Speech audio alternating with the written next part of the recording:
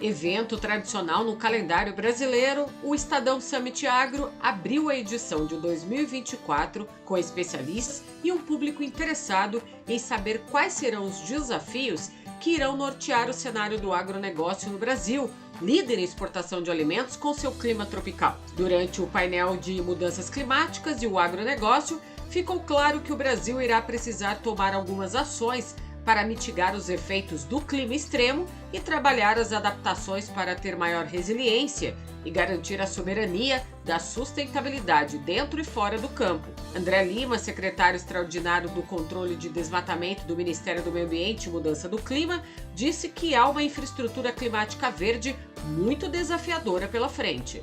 A infraestrutura verde, na verdade, é o que a gente está chamando de toda a base, vamos dizer assim, ecológica, que garante a condição climática favorável às atividades socioeconômicas, culturais, né, do país, como a agricultura, como a produção de energia. No Cerrado brasileiro hoje é possível desmatar quase que 30 milhões de hectares de vegetação. Qual que é o impacto disso nessa corrente climática que alimenta a condição de produção agropecuária? Então nós estamos falando dessa infraestrutura verde, precisa ser tratada como tal, inclusive nas políticas públicas, nas linhas de crédito, nos financiamentos, nos investimentos.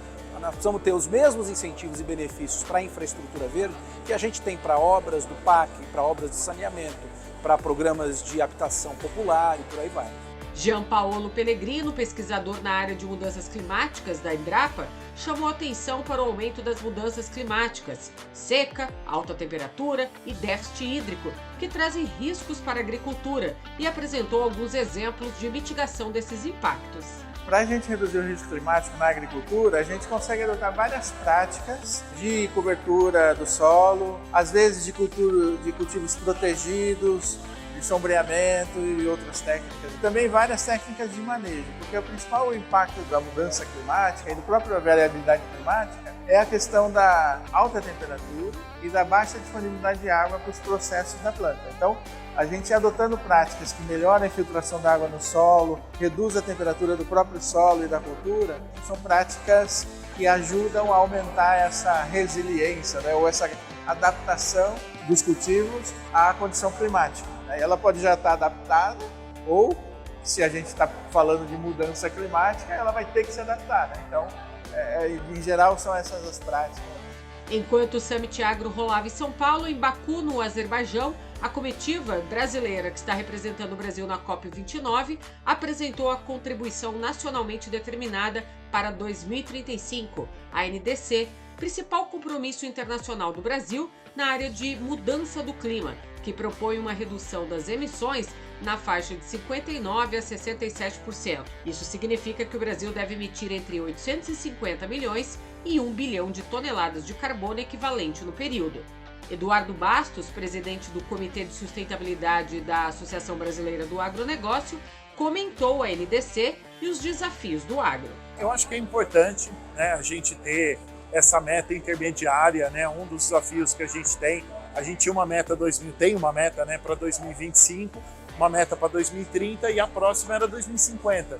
Então foi interessante o país colocar uma meta para 2035, obviamente ela é mais ambiciosa, então sair de 1,2 bilhões de emissão para uma banda, né, entre aproximadamente 0,80 a 1 bilhão. Isso obrigatoriamente vai incluir o agro como parte dessa solução e esse acho que é o grande chamado para a ação que a gente tem como setor. Dá para fazer? Dá.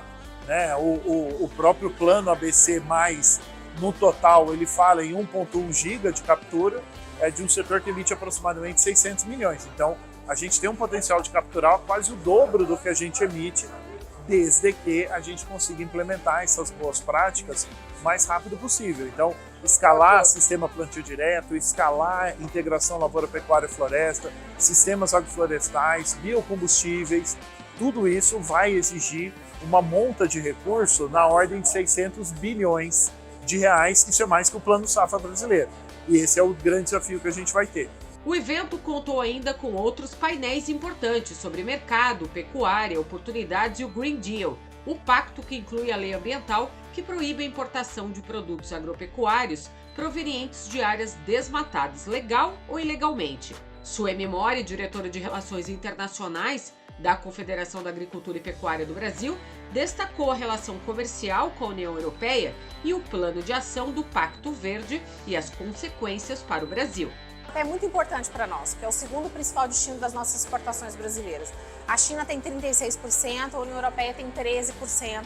É um volume, a gente está falando de quase 21 bilhões de dólares. Então, não adianta dizer assim, eu não vou vender para a Europa, eu vou vender para a China. Então, o que a gente tem que fazer é negociar com os europeus. Ao mesmo tempo, o Brasil precisa fazer uma tarefa de casa no sentido de evoluir do ponto de vista, por exemplo, de rastreabilidade da sua produção, tanto vegetal quanto animal. Isso é uma tendência. Mas não é uma imposição e não da forma punitiva como a União Europeia está fazendo. Então, se a legislação for cobrada a partir de hoje, vai fechar mercado. Não, não é 100% o mercado que fecha, mas fecha boa parte e fecha para frente.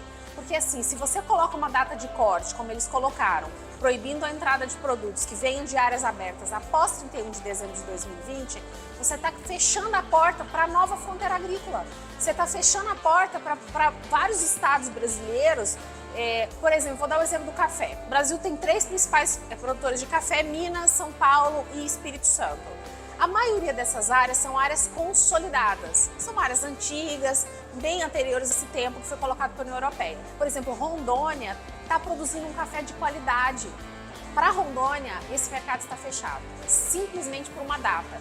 O produtor que abriu legalmente a sua terra, que fez investimento, a Europa é o principal destino do café brasileiro, 50%. Então, para esse produtor de Rondônia, o mercado europeu está fechado. Então, o impacto é muito grande. O que o setor produtivo pode fazer? Mostrar as credenciais da sustentabilidade ambiental e social da nossa produção agropecuária e, junto com o governo, tentar negociar algum tipo de abertura para mudar alguns termos. Essa questão da data de corte, a não diferenciação entre desmatamento legal e ilegal e o sistema de classificação de países, não tem como a gente aceitar isso.